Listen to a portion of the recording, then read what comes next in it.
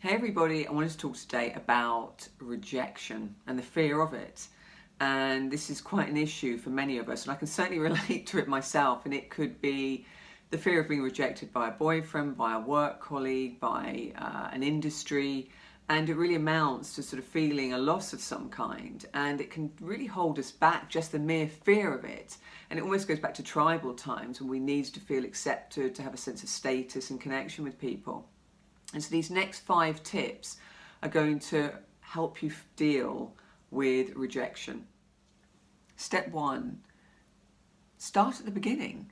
And what I mean by this is sometimes it can be helpful to go back to the origins of where you think this fear of rejection started. And it's really common that this can happen in childhood. Maybe you felt left out of school or excluded. Maybe you struggled to make friends.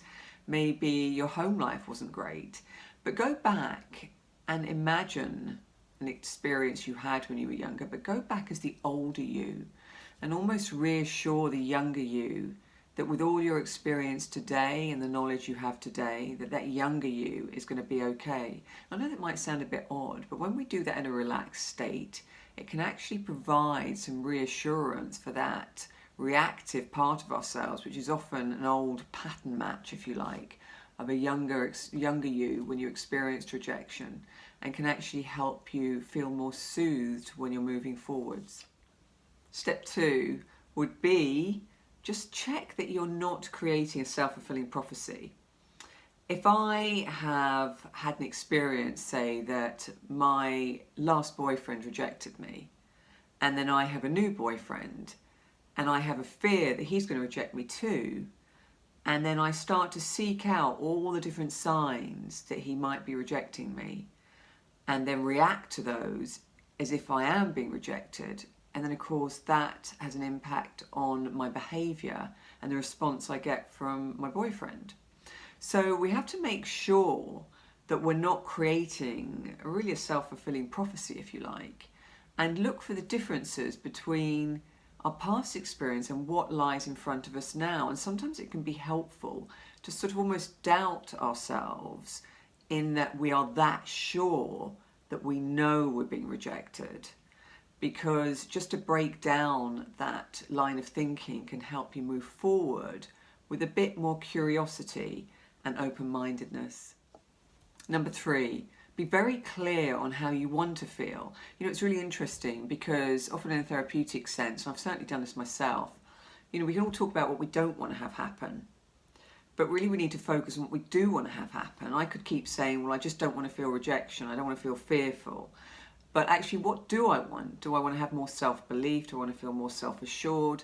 And to really figure out what that would look like and how that would feel, and where you might feel that in your body, and start conjuring that up in your mind, and even use past experiences, maybe in other areas of your life, where you have felt more self-assured, or had more self-belief or more confidence in a certain area, and not had this fear of rejection.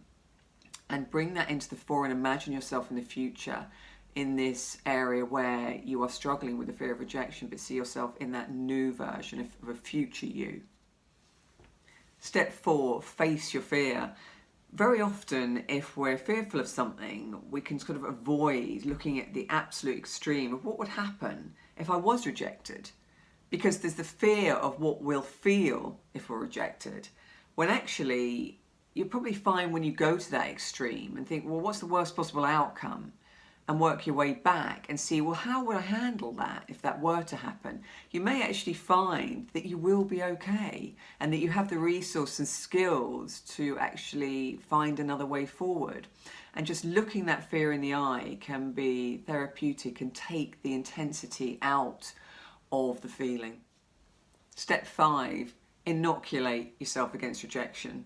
Now, I kind of laughed when I thought of this title, because I remember a friend of mine, I was talking to her about some rejections that I had gone through, and she said to me, wow, you're really inoculating yourself against rejection, aren't you? And I thought it's actually quite true, because the fear of rejection was far worse. And once I had been rejected so many times when I was trying to create something, that actually I became more bold in the process. So there is a sense of just testing things out and getting used to the feeling of someone's saying no, or things not going quite as you would like, because then you actually find you have to achieve a more balanced view.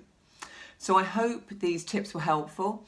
Look out for my other makeup tips, because this channel is all about connecting beauty, well-being and wisdom. And if you want to book a session with me in the Pockets of Wisdom headquarters, then you can go to the link in my profile and book a session via there.